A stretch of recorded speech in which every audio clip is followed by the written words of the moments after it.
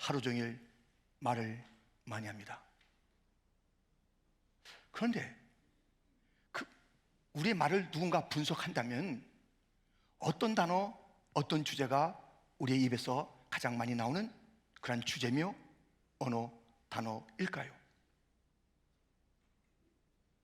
오늘 본문에는 다시 살아나셨다 라는 구절이 10번 나옵니다. 그리고 그와 동일한 의미, 부활이라는 단어가 또 2번 나옵니다. 9절에 12번이나 다시 살아나셨다 라는 이야기가 등장하는 것입니다.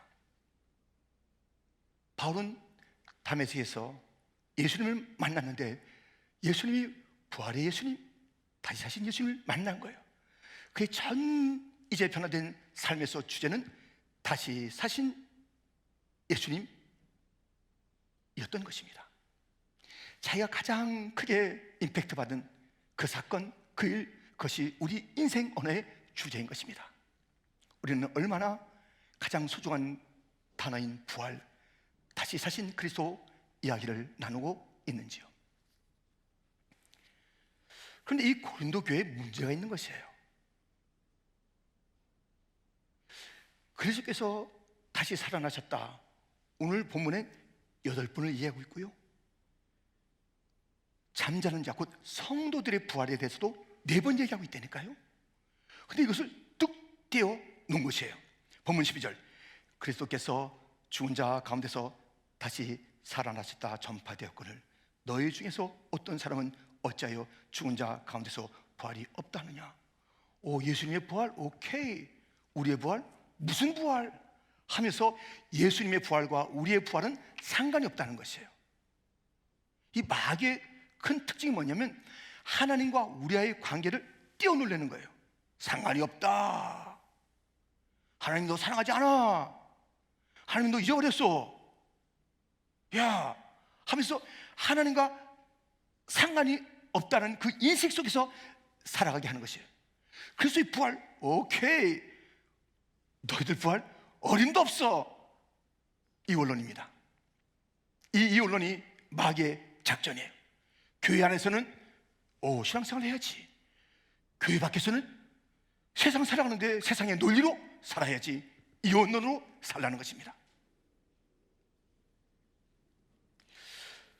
오늘 본문은 그리스도의 부활뿐만 아니라 우리의 부활이 얼마나 뗄래야 뗄 수 없다는 것을 구구절절히 계속 강조하고 있는 것입니다. 13절부터 보면 만일 죽은 자의 부활이 없으면 그리스도도 다시 살아나지 못하셨으리다. 그리스도께서 만일 다시 살아나지 못하셨으면 우리가 전파하는 것도 헛것이요 또 너희 믿음도 헛것이며 또 우리가 하나님의 거짓 증인으로 발견되리니 우리가 하나님이 그리스도를 다시 살리셨다고 증언하였습니다. 만일 죽은 자가 다시 살아나는 일이 없으면 하나님이 그리스도를 다시 살리지 아니하셨으리라. 만일 죽은 자가 다시 살아나는 일이 없으면 그리스도도 다시 살아나신 일이 없었을 터요. 지금 다시 살아남, 예수 그리스도의 다시 살아남, 그리고 성도들의 다시 살아남이 연관이 있다는 것이고 뗄래야 뗄 수 없다는 것이고 하나님의 계획이고 또 실제라는 이야기를 계속 강조하는 것이에요. 성경은 1.1도 우리가 함부로 할 수 없어요. 다 정확무원 하나님의 말씀이기 때문에요. 그런데 더더욱 강조하는 것은 주님의 특별한 이유가 있기 때문에 그리스도의 부활과 믿는 자의 부활이 연관이 있다는 얘기를 계속 강조하는 것은 이유가 있기 때문 아니겠습니까? 무슨 이유가 있기에 이렇게 강조 또 강조하는 것일까요? 그것은 첫 번째, 죽음 너머의 삶이 있다는 것입니다. 애벌레가 죽을 고통 속에서 그 껍질을 벗으면 헐헐 나는 나비의 세계가 있는 것입니다.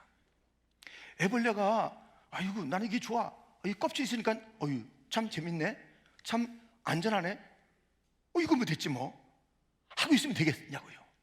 그 껍질을 벗어나는 고통이 있는데 그 다음에 활활 날아오는 아름다운 날개짓의 나비의 모습이 있는데 애벌레로 만족하는 것, 껍질 안에 갇혀 있는 것, 그게 가당한 일이냐고요. 우물안 개구리라는 말이 있습니다. 개구리가 문 아래서 뚝 보니까 하늘이 요만해. 얼마나 광대한 하늘과 우주 전체가 있는 것을 알지 못하고 요만한 것만 보면서 이게 전부의 세상인 것으로 살아가는 인생들, 우리 눈으로 보이는 것, 지금 경험하는 것, 그 이상의 삶과 세상은 없어 어리석은 삶을 사는 것입니다. 지금 예수님의 부활과 우리의 부활을 계속 연결시켜 주는 것은 예수님이 죽었다가 다시 살지 않았느냐, 죽음 넘의 삶을 사시는 주님이시다. 우리도 죽음에서, 죽음을 벗어난 그 놀라운 다른 세계가 있다라고 일러주고 있습니다. 본문 19절, 만일 그리스도 안에서 우리가 바라는 것이 다만 이 세상의 삶뿐이면 모든 사람 가운데 우리가 더욱 불쌍한 자이리라. 세상 사람들은 다 불쌍한 사람들이에요. 그런데 우리가 그리스도의 부활이 없어요. 이 세상이 전부예요. 그럼 진짜 불쌍한 사람이에요. 전 사기꾼이에요, 사기꾼. 여러분들 진짜 불쌍해요. 예수님이 부활이 없는데 여기 앉아 있을 필요가 없습니다. 왜 우리 여기 앉아 있냐고요. 이게 무슨 헛된 일이냐고요. 예수님이 부활이 없다면, 죽음 너머의 삶이 없다면 우리 이 모든 것이 헛것이에요. 진짜 불쌍한 사람들이에요. 어이없는 사람들이에요. 그렇지 않잖아요. 우리 주님이 부활을 가지고 그 놀라운 삶을 전개하는 것처럼 우리 또한 죽어서 우리 주님처럼 새로운 큰 세계를, 저 천성을 향해서 가는 삶이 있다는 것입니다. 그런데 오늘 본문은 이 죽음을 잠자는 거라고 표현하고 있잖아요. 17절부터 보면 그리스도께서 다시 살아나신 일이 없으면 너희의 믿음도 헛되고 너희가 여전히 죄 가운데 있을 것이요 또한 그리스도 안에서 잠자는 자도 망하였으리니. 잠자는 거예요. 잠자는 거예요. 이것은 정말 짧은 거예요. 다시 새로운 인식과 의식의 세계가 펼쳐지는 것이 잠자는 것이라고 표현하면서, 이 땅에서 죽는 것은 잠자는 것이고 다시 깨어나서 새로운 삶이 있다는 것을 계속 강조하는 그러한 하나님의 말씀을 우리는 보는 것입니다. 거기서 누리는 생명은 영생의 생명입니다. 요한계시록 21장 4절 함께 같이 읽겠습니다. 모든 눈물을 그 눈에서 닦아주시니 다시는 사망이 없고 애통하는 것이나 곡하는 것이나 아픈 것이 다시 있지 아니하리니 처음 것들이 다 지나갔음이러라. 아멘. 다시 살아나는 자들에겐 다시 있잖아요. 다시 눈물이 없어요. 애통이 없어요. 그 저주받는 삶이 다시는 없다고요. 새로운 삶, 영생의 삶, 그것이 우리 앞에 펼쳐지는데 이것은 이전의 상과는 완전히 다른 삶이라고 우리에게 일러주고 있습니다. 멋진 삶이 우리 앞에 기다리고 있습니다. 이것이 없다면 우린 정말 불쌍한 자들이에요. 믿음 생활의 것은 헛거예요. 이것이 없다면, 죽음 너머의 그 아름다운 삶이 없다면, 영원한 그런 삶이 없다면 다시는 고통과 애통과 죽음이 없는 그 나라가 없다면 우리의 모든 것은 헛것이며 망하는 인생, 불쌍한 인생이라는 것입니다. 우리 주님이 죽음에서 부활했듯이 우리도 부활하면 주님이 누리시는 그 영생의 나라에 우리도 초청받아 산다는 것입니다. 그런데 문제는요, 그 영생을 약속받았는데, 아니 약속받은 게 아니라 이미 있어요. 내가 진실로 진실로 너에게 이르노니 내 말을 듣고 또 나 보내신 이를 믿는 자는 영생을 얻었고 심판에 이르지 아니하느니 사망에서 생명으로 옮겼느니라. 이미 영생이 존재해요. 우리는 이제 영생의 나라에 들어가서 그 복락을 누리는데 아직까지 이 세상에서 영생의 존재로 살아가고 그 날을 기다리며 살아가는데, 문제가 뭐냐면 아직까지 내 안에 있는 이 욕심들, 옛 습관들, 어두운 그런 세상, 마귀의 적극적인 유혹들, 이런 것들이 있다 이거예요. 이 죽음 넘어 찬란한 영생의 나라를 바라보고 사는 우리들에게 이게 뭐예요? 이게 뭐냐고요? 여전히 우리의 현실 속에서는 영생의 존재, 영생을 바라보는 존재, 죽음 너머를 초월한 그런 관점을 가지고 사는 당당한 인생 가운데 찾아오는 이 유혹들, 이 문제들, 아직까지 끈적끈적하게 남아있는 이 욕심들 어떻게 하면 좋죠? 오늘 이제 새벽에요, 무슨 본문을 말씀드렸냐면 여인들이 안식 후 첫날에 예수님의 무덤에 찾아간 이야기를, 그 말씀을 전했습니다. 그런데 거기에 천사가 이렇게 말하는 것이, 예수님이 여기 계시지 않는다, 이 무덤에 계시지 않는다. 그 누웠던 그 자리, 이 절망의 자리, 탄식의 자리, 사망이 묶어놓은 자리에 예수님은 더 이상 계시지 않는다 라고 말씀했는데요, 우리가 이 땅의 삶, 그것이어야 돼요. 그가 여기 있지 않다, 그가 여기 죄의 자리에 있지 않다, 절망의 자리에 있지 않다, 죽음의 그 사슬에 있지 않다, 그는 이 땅에 살고 있으나 여기 있지 않다. 누가 그랬습니까? 요셉을 보세요. 요셉은 이 땅에 살아가는 동안에 정말 힘겨운 삶을 살았으나 소망이 있습니다. 그에게는 비전이 있습니다. 그에게는 하나님이 계십니다. 그래서 이 땅에 살고 있지만 이 땅의 모든 유혹이 있을 때 그 자리에서 벗어난 거예요. 보디발의 아내가 유혹을 한 것입니다. 여기서 이제 같이 우리가 유혹이 왔습니다. 그럴 때 이 보디발은 그 자리에 없었습니다. 유혹이 왔을 때 후닥닥 정말 옷도 챙기지 못하는 거예요. 옷을 갖다 잡아 당긴 거예요. 이거 아주머니 왜 이러세요? 이렇게 하면서 그냥 내뺀 거예요. 그 자리에 없었습니다. 성도요, 그 자리에 없어야 돼요. 죄의 자리에 없어야 되는 거예요. 절망의 자리에 우리가 없어야 되는 거예요. 낙심의 자리에 없어야 되는 거예요. 불평의 자리에 없어야 되는 거예요.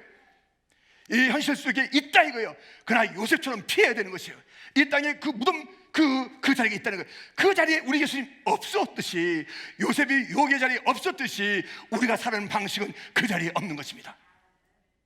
불평의 자리에 있는 거예요. 우리가 죄의 자리에 우리가 있는 거예요. 유혹의 자리에 있는 거예요. 이것은 부활의 사람의 삶이 아니잖아요. 이것은 저 영원한 나를 바라보는 자의 삶이 아니잖아요. 영생을 가진 자의 삶이 아니잖아요.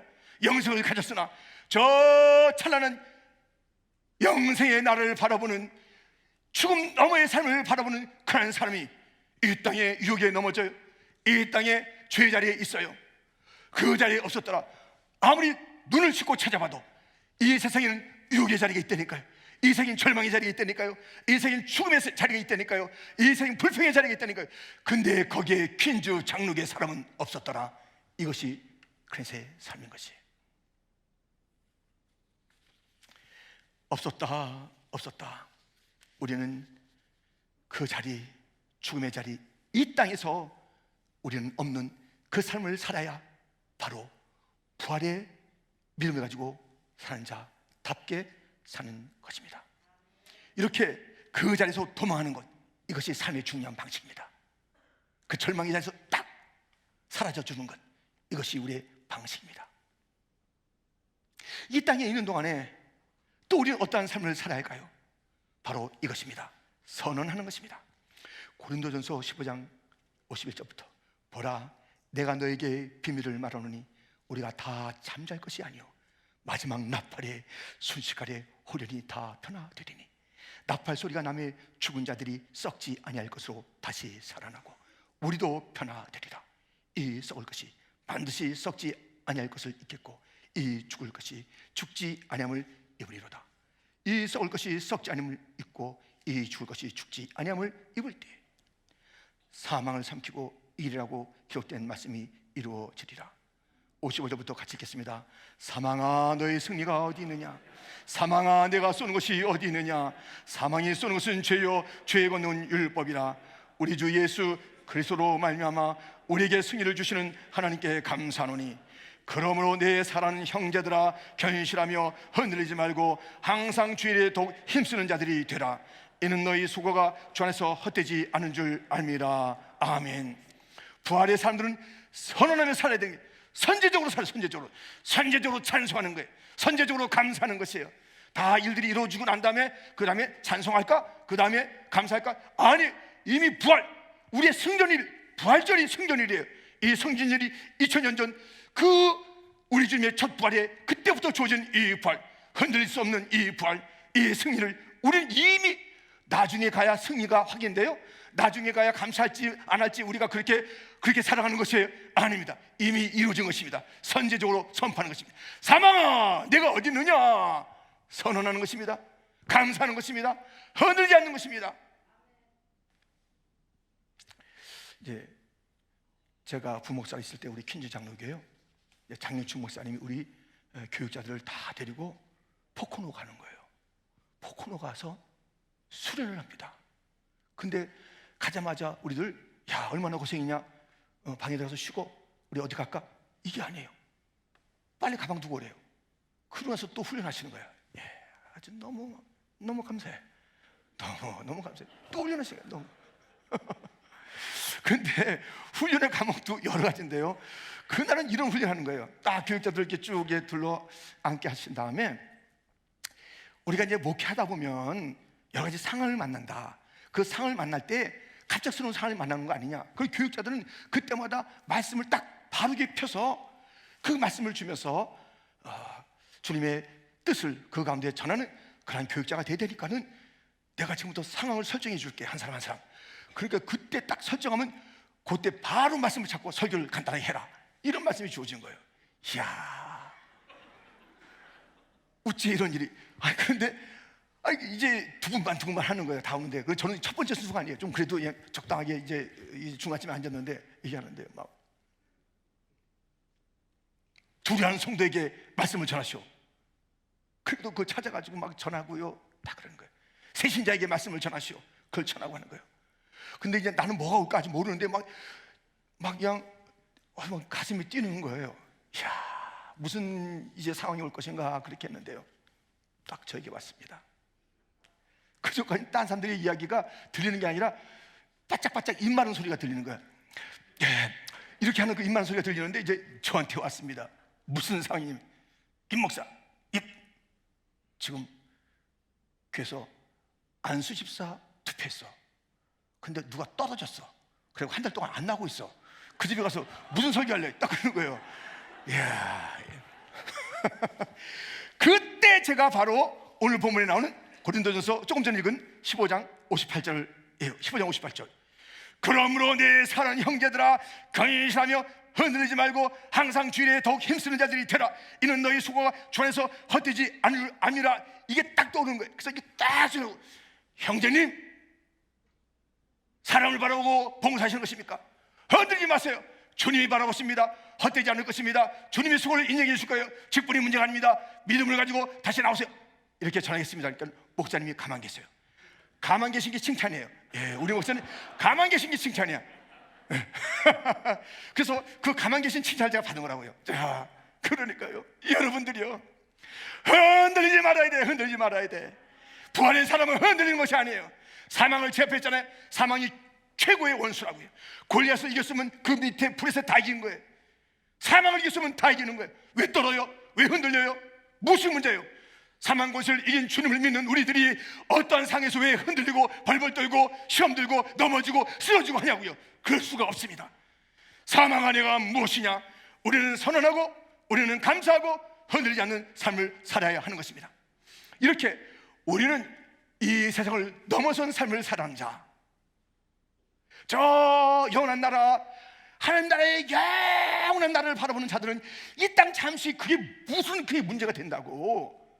이것이 무엇이 이게 다 지나갈 건데, 다 풀같이 지나갈 것인데, 꽃같이 떨어질 것인데, 뭐가 그렇게 이것이 억울하다고, 이것이 크게 문제되냐고. 금방 지나가는데 여기서 신앙을 다 잃어버리고 영원성을 잃어버리고 이렇게 사는 것이 부활의 사람 맞습니까?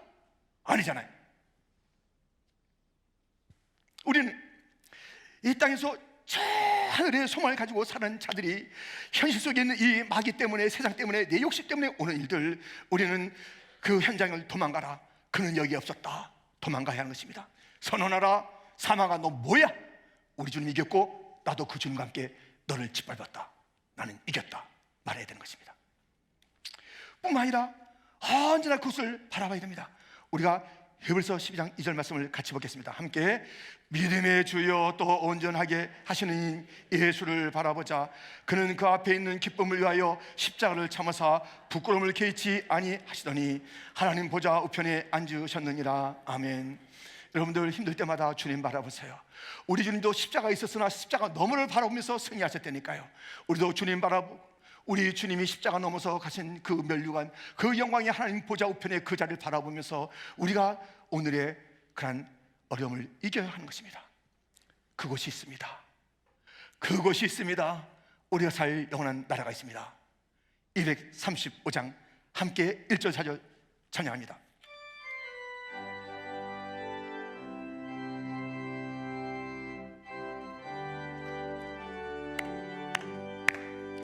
보아라 즐거운 우리 집 밝고도 거룩한 천국에 거룩한 백성들 거기서 영원히 영광에 살겠네.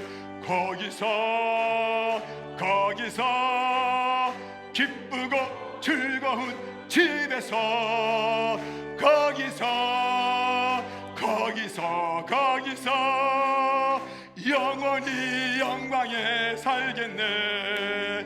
우리의 일생이 끝나면 영원히 즐거운 곳에서 거룩한 아버지 모시고 기쁘고 즐겁게 살겠네. 거기서 기쁘고 즐거운 집에서 거기서 기쁘고 즐겁게 살겠네. 기쁘고 즐겁게 살겠네. 할렐루야. 거기가 있잖아요. 우리는 그러면 넉넉히 이길 수 있는 이 땅의 삶, 그런 여유가 있는 것이고 그 승리가 있는 것이고 그런 실체적인 그런 놀라운 주님이 동행하시는 그 역사를 체험한 우리들은, 그 동행을 하고 있는 우리들은, 부활이 주니까 하는 우리들이 무엇이 무섭냐 이거예요. 무엇이 게 낙심되냐 이거예요. 무엇이 게 억울하냐 이거예요. 무엇이 그렇게 속상하냐 이거예요. 여러분들 갑자기 좀 얘기하는데요, 또 이렇게 제 이제 침샘을 자극하는 게 있습니다. 호떡. 이 호떡입니다. 이 호떡, 여러분들 먹고 싶잖아요, 호떡. 예. 가끔 제가 물어봐요. 우리 교육자들 밖에 나갔던 호떡 안 사오셨지? 예. 호떡은 추억이 어떻게 뚝뚝뚝 떨어지는 그 호떡을 갖다가 이제 꿀떡 먹고 싶잖아요. 이거 어른들도 좋아해요. 저도 어렸을 때도 좋아했습니다. 저희 아버님도 좋아해요. 근데 하루는 우리 아버님이 정말 그 여유가 없으신 우리 아버님께서 전 불고기 사줘서, 불고기 세종해안에 있어요. 세종해안에 가서 불고기 사줬는데요, 야 이거 뭐 너무나 황홀한 거예요. 불고기 쫙 먹고선 이제 탁 나오는 거예요. 이건 뭐 보통 있는 일이 아니거든요. 어렸을 때 불고기 먹고 나왔는데 한 몇십 미터 가다 보니까 호떡이 길거리에서 파는 거예요. 그래서 제가 아버님께 말씀드렸어요. 아버님, 저 호떡 하나 먹고 싶어요. 이렇게 말했어요.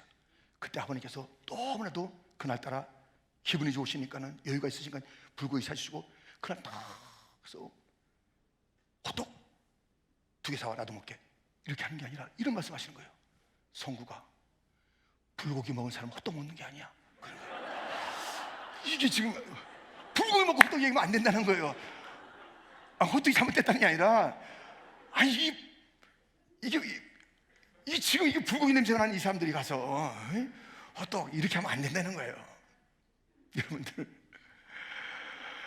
우리 영원한 것을 바라보는 자, 이 땅의 유혹을 이겨야 되고요, 이 땅의 없음도 우리가 서로 하지 말고요, 그날이 있으니까 할렐루야, 그 죽음 너머를 바라보는 그런 삶을 살라는 것입니다.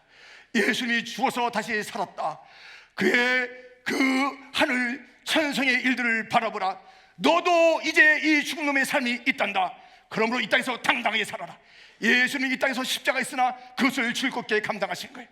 이 땅에서 하나님의 나라, 그리고 하나님의 자녀, 하나님의 그 아들, 하나님의 그 관계를 전혀 의심하지 않고 당당하게 살아온 것이에요. 고통이 있어도 감당하게 아버지의 뜻대로 살기를 원했던 주님이십니다. 우리는 주님의 부활이 나의 부활과 교회의 부활과 연결되어 있다는 것은 이 죽음 너머에 당당한 삶 비전을 가지고 살라는 것입니다. 어떤 일이 있어도 그렇게 살아가는 것입니다. 우리가 이 주님과의 부활이 연결되어 있다는 것을 오늘 본문이 강조하는 두 번째 이유는 첫 열매를 따르라는 것입니다. 밭의 소출이 잘 됐는지 보려면 첫 열매 보면 그 밭 전체를 알 수 있습니다. 본문 20절, 그러나 이제 그리스도께서 죽은 자 가운데서 다시 살아나사 잠자는 자들의 첫 열매가 되셨도다. 우리 주님은 첫 열매예요. 그래서 딱 그럼 같이 그 열매들이 어떻게 돼? 똑같은 것이에요. 그런데 우리가 세상도 그렇지 않더라고요. 야, 가을 바구니 막 과일 바구니 이렇게 있어서 이렇게 해서 이제 뭐 누군가 환자 이렇게 사다 주는데요. 처음에는 막 위에 막 있는데 이게 열어보면 뒤에는 막 조그만 거밖에 없고 마른 게 있고 이 첫 모습하고 다른 게 있단 말이죠. 그러니까요, 옛날에 그 쌀 등급 매길 때요, 제가 그거 알아요. 저는 시골 뭐 생활 안 했습니다만 그 뭐 TV나 보잖아요. 예. 그리고 제가 제 교회에서 쌀을 이제 얻어 먹었습니다. 성미를 주는 거예요. 그래서 그때 우리 임직할 때 목사님께서 말씀하셨습니다. 여러분들은 여러분 교회에서 주는 그런 밥을 먹고 그 교회에서 죽으라는 거예요. 저는 지금 밥을 어디서 먹냐면 퀸즈장로에서 먹는 거예요. 저는 퀸즈장로에서 제가 죽어야 될 이유가 있는 거예요. 그때 얘기해 줬어요. 너희들 당신들이 교회에 나오는 밥 먹고 그 교회에서 죽어, 그렇게 얘기해 줬어요. 그런데 그때도 이 성미가 다른 것을 알았어요. 일반미하고 정부미하고 섞여서 와. 정부미는 돌이 좀 많습니다. 일반미가 조금 맛있습니다. 이 섞여서 오기 때문에 아, 쌀에 등급이 있다. 그게 아니나 다를까. 쌀을 갖다 검사할 때요, 축 이런 날카로운 거 갖고 쑥 해서 쫙 뽑아가지고 처음 것을 하는 게 아니에요. 아무데나 쑥 쑤셔보고 툭 보고 이거 뭐 딱 등급을 매기는 거예요. 우리 주님이 첫 열매이신데 어느 누군지 딱 뽑아봐도 주님과 똑같은 열매가 있어야지, 똑같은 성품이 있어야지, 똑같은 향내가 나야지, 똑같은 그런 그 생각과 그런 것이 있어야 주님의 첫 열매, 거기에 부응하는 그 다음 열매가 우리가 맞는 거 아니에요. 주님께서 첫 열매다 그런 것은 주님의 부활과 우리의 부활이 연결되어 있다는 것은 주님의 첫 열매의 그 모습, 그 찬란하고 그 황홀하고 그 당당하고 그 승리가 우리 것이 되어야 되는 거예요. 누구나 퀸즈장로에게 누구나 딱 붙잡아서 보니까 예수 향기가 똑같이 나는 거예요. 예수님의 열매가 있는 거예요. 그런데 딱 보니까 아니야. 예수님 그 첫 열매 예수님 너무 좋은데 너무 부실해요. 속은 느낌? 과일 바구니에 속은 느낌? 그런 느낌 안 되도록 첫 열매에 따르시기를, 첫 열매의 그 모습이 나의 모습이 되기를 주여 나도 예수님 모습 닮게 하여 주옵소서. 그런 삶을 살아가는 자들이 되기를 주님의 이름으로 축원드립니다. 예수님의 부활에 대한 이 말씀을 들어보세요. 사도행전 5장 30절 31절, 너희가 나무에 달아 죽인 예수를 우리 조상의 하나님이 살리시고 이스라엘에게 회개함과 죄사함을 주시고 그를 오른손으로 높이사 임금과 구주로 삼으셨느니라.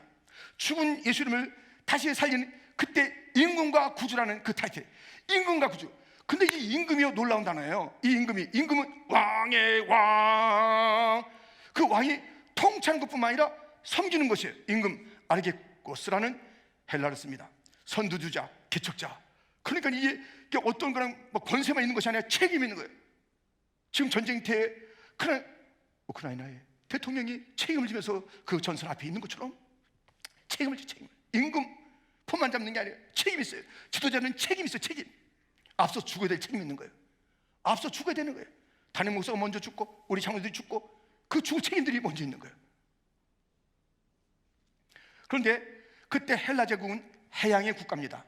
해양의 국가인데 이제 군사적으로 또 뭐 무역적으로 그렇게 배들이 많이 움직이는 그런 지중해 연안에 여러 가지 일들이 있지 않습니까? 그런데 그때는 지금처럼 항만이 제대로 됐겠냐고요, 뭐 방파제가 제대로 있겠냐고요. 그러지 않습니다.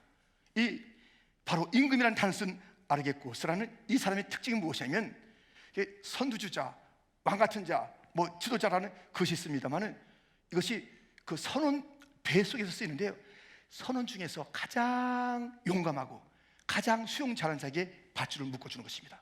그 밧줄을 묶고 헤엄쳐 어떤 그 바다든지 해치고 탁 나가서 책임이 있어요. 자기가 살아나야 돼. 그래서 책임이 있어 어떻게 하든지 육지에 올라가서 단단한 바위에 그 밧줄을 묶는 거예요. 큰 나무에 그 바위를 묶는 거예요. 그 밧줄을 묶는 거예요. 그리고 따라오라고. 먼저 간 그가 그것을 딱 끌어당기면서 따라와, 이 줄 잡고 따라와 하는 그 역할을 하는 거예요. 부활의 주님은 밧줄을 쥐고 우리의 든든한 닻을 내려주셨습니다. 천국 가는 그 길 단단히 묶어주었습니다. 그 밧줄 잡고 가야 돼요.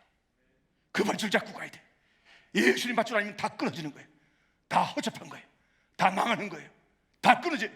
예수님 줄 아닌 내가 지금 잡고 있는 줄이 무슨 줄인가 보세요. 돈줄이에요? 사람 줄이에요? 명예 줄이에요? 건강 줄이에요? 그 어떤 줄입니까? 세상에 그 어떤 것도 우리가 이 험한 바다를 건너서 천국에 이를 수 없는 그 줄일 것이에요.